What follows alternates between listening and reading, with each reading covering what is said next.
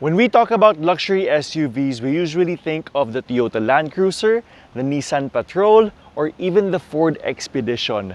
But with these vehicles starting out in the 4 million plus range, it's kind of hard to get for the common man. Now my question to you is, what if you wanted that same luxury at half the cost? Well, GAC, an automobile company created in 1954, created a luxury premium SUV that takes inspiration from luxury yachts. This right here is the GAC GS8 Trumpchi, a car designed by former Mercedes-Benz designer named Fan Zhang. And I'm here to show you why this car gives you every luxury you need and more for every terrain. My name is rephbangsil and welcome back to Reph Motors. We are reviewing the GAC GS8 Trumpchi. Na-miss ko kayo, we're back.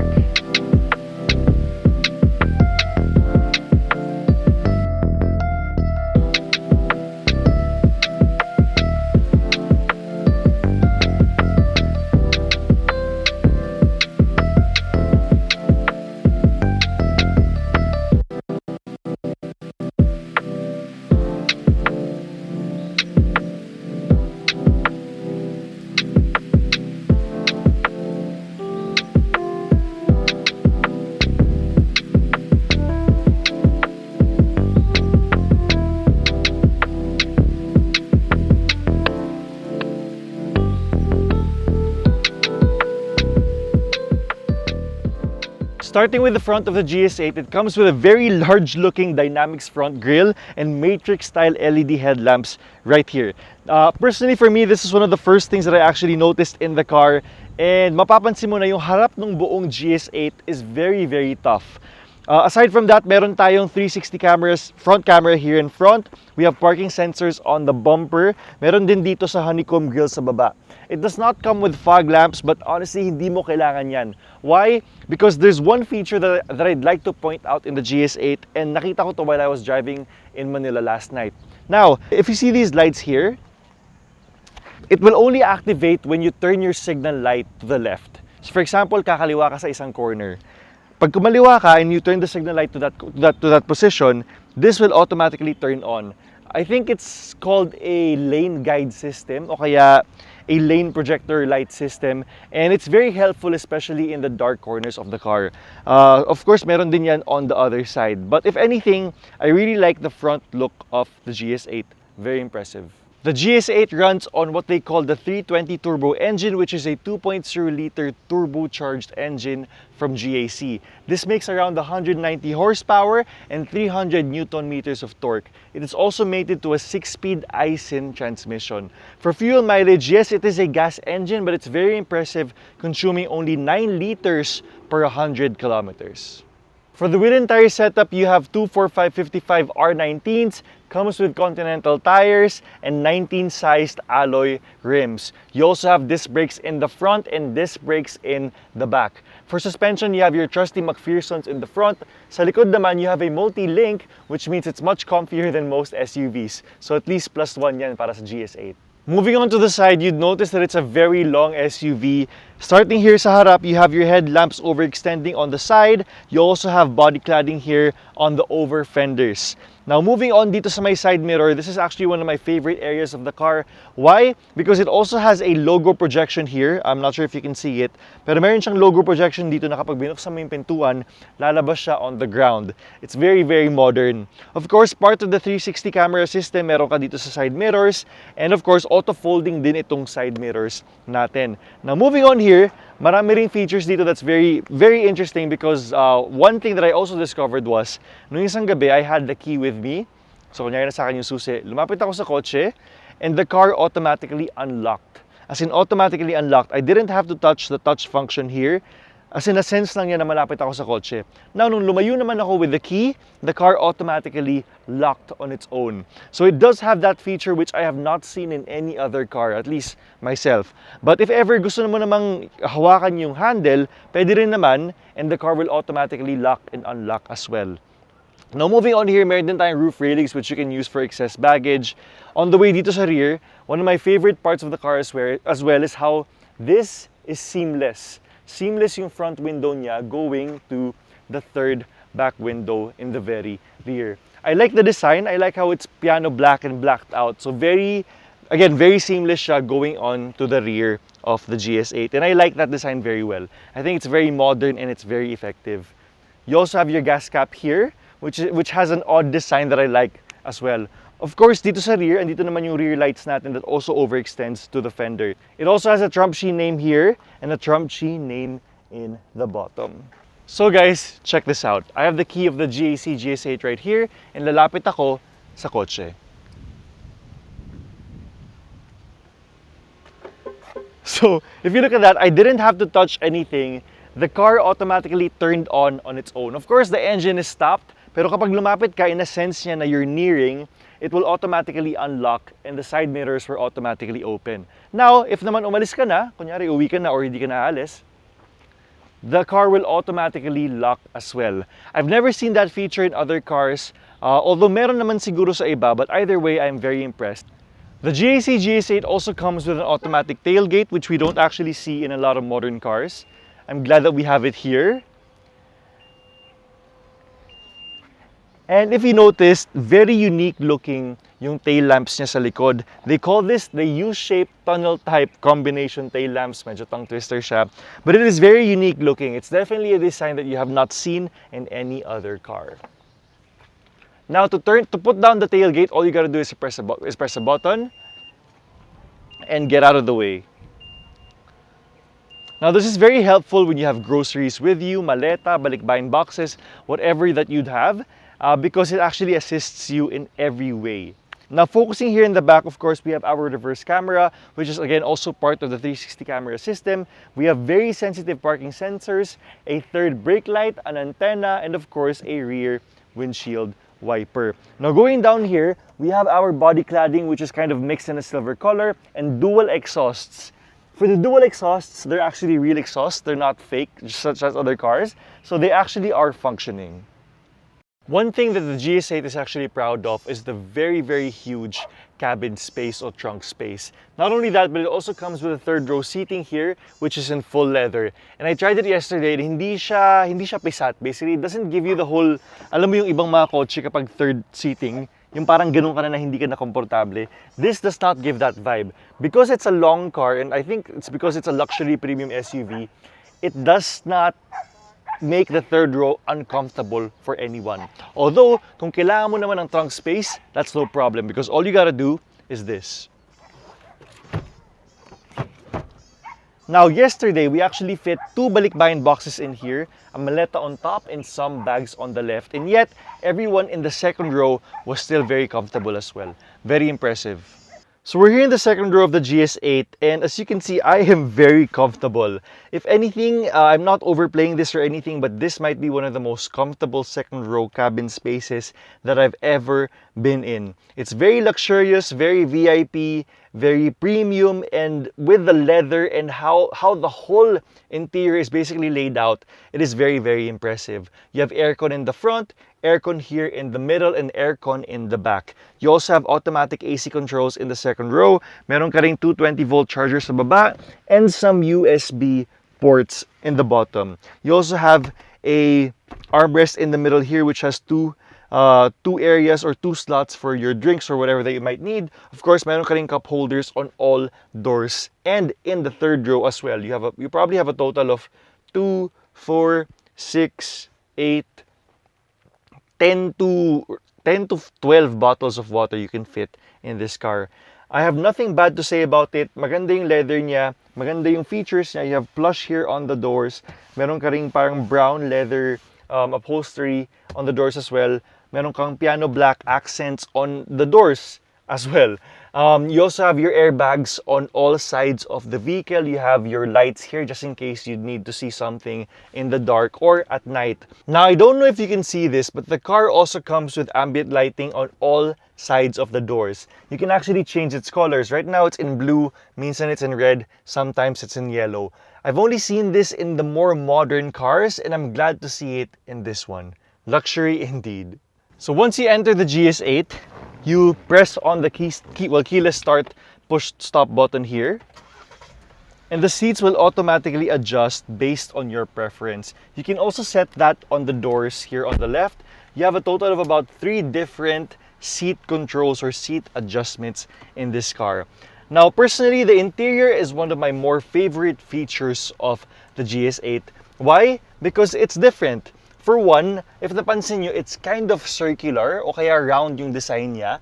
This is actually because of the yacht or luxury yacht inspiration that it took it from. Which is why kapag nakaupo ka sa kotse, it's like the whole front dashboard is circling around you. And that design is pretty much the same with the whole car.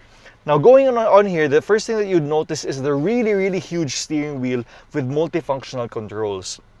Call end, cruise control, your settings mo sa gauge mo, where it shows PSI, where it shows a digital gauge cluster, where it shows a digital speedometer.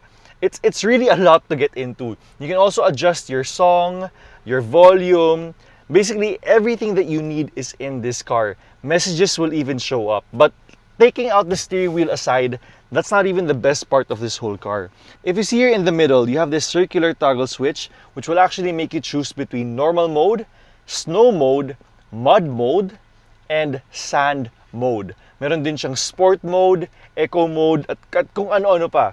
Again, it's a very impressive car because for the cost of 2 million, parang pwede mo na siyang gamitin sa kahit anong terrain. And these are all automated controls as well. You also have your automatic park and brake, an auto-hold parking brake. You have your cameras on the left, on the right, in the front, in the back, in 360 mo. And then you have your seat warmers. If ever it's a very cold day, which never happens in the Philippines, you can actually heat up your seats. And that applies to both the front and the passengers. Now, going here in the middle, you have your automatic AC controls, and kapag pumindot ka, lalabas yung actual control on the head unit itself. Of course, you can also control the infotainment system by way of these buttons, and your hazard button is in the middle. There's also a piano black design that's wooden in the front, where it has a brown accent that goes around it. Very luxurious, and honestly, gandang-ganda ako sa interior ng kotse na to. Now, for the infotainment of the GS8, you have your Bluetooth, radio. Of course, it's a touchscreen head unit. You have your ambient lighting, which is what I was referring to kanina, wherein napapalitan yung colors ng door sides. You have your lane assist. We'll show that to you guys later. And your clock. You can also customize this based on what you'd want. Pwede siyang digital o kaya analog. One nice thing about this infotainment or kaya head unit in the car is that pag ginalaw mo yung aircon controls, lalabas din yung actual settings that you'd want, which you can touch for the whole car itself.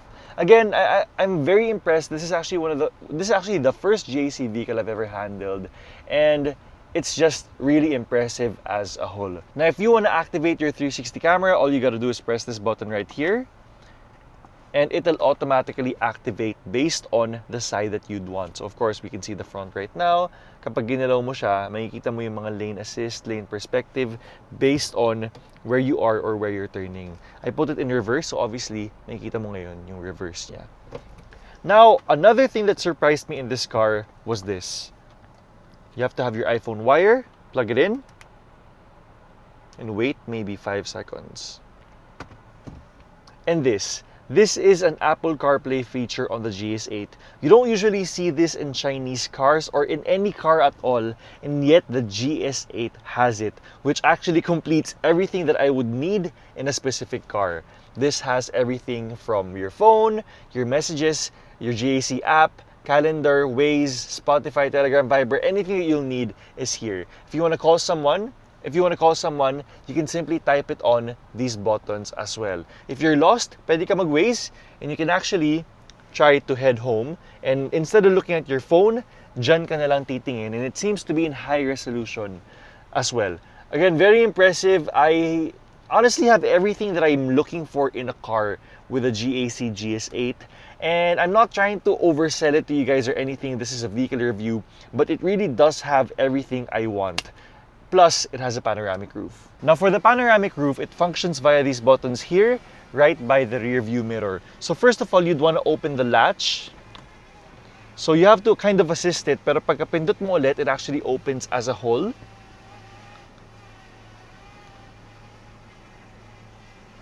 Now, once that's done, you want to tilt open the actual sunroof and use these buttons to officially open them. I just needed to press it once and automatic na siya. Now, I don't know if you can still call this a moonroof, but it's a sunroof that extends to the second row.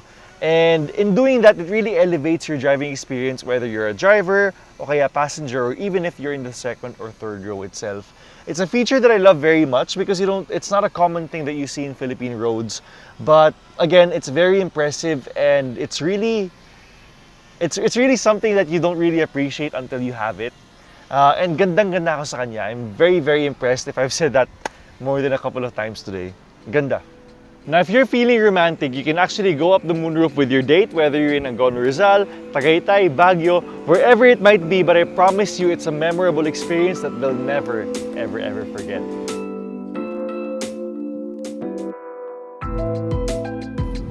Here we are in the GS8 Trumpchi, and quite honestly, one of the first things that you notice in this car is that it has a beautiful interior. As said before, they're actually inspired by luxury yachts, which is why the whole vehicle right now has a curved layout that's very friendly for the passengers in the front and in the back.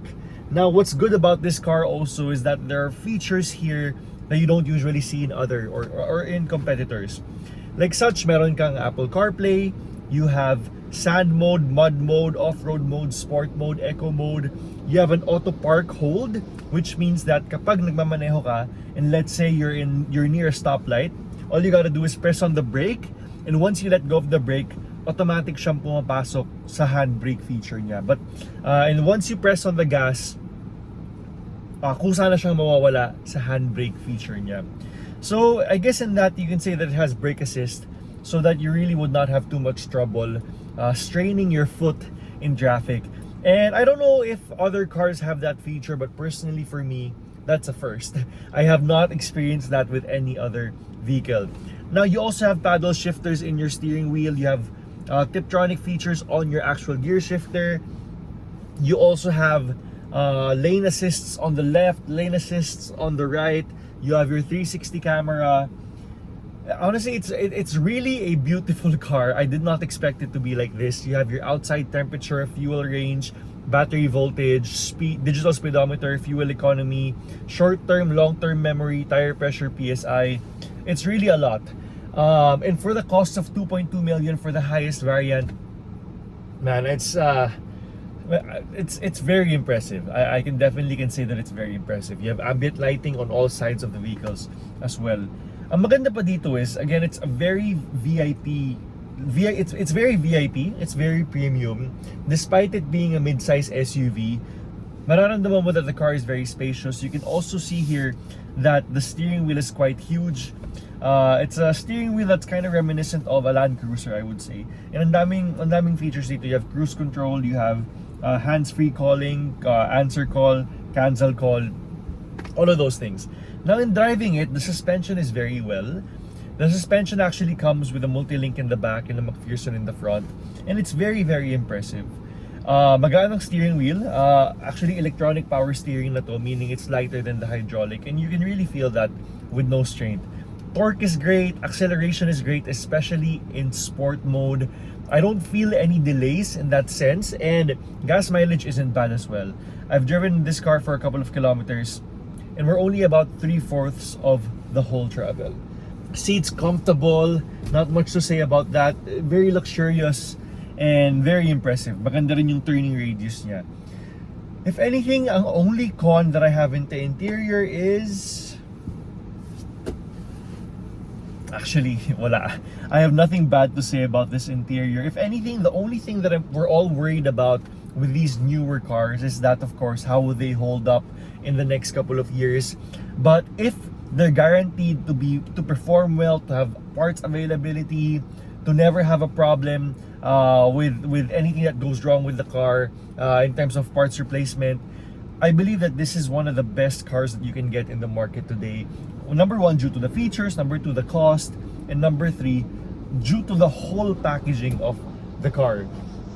I love the fact that it has a panoramic roof. Again, you don't see that in other cars. And it's automated, meaning you press it one time and the whole thing will close on its own. You also have an automatic tailgate. You press it once, and as I think you can see it in the back, and umaakit yung trunk natin. Although this will not work if there's a person right there because there's a sensor. So just make sure that there's no one in the vicinity of your trunk. So again, press it one more time. And it should close. The hazard lights also turned on as sort of a warning that it is engaging in use. So again, very impressive vehicle. If anything, I urge you guys to try the GS8 out for yourselves. Maybe try other GAC cars. And in doing that, you guys will start to understand why I'm very, very impressed with it. Again, a very beautiful car and definitely something that you guys should experience once in your lives. Also, I forgot, it also comes with automated seat controls. You can set it to whatever you'd want. So you get into the car and it adjusts depending on the user. So guys, right now I'm in traffic and as you can see, lumabas yung green parking sign, which means that if I let go of the brakes right now, the car is still stopped and not moving, even if we are in drive mode. So as I press on the gas, that will automatically disengage. So every time you step on the brakes, this is actually what happens. Again, very impressive vehicle. Let us know if there are other cars that do this, but again, ang galing. Very, very impressive talaga. We hope you guys enjoyed the ins and outs of getting to know the latest GAC GS8 Trumpchi.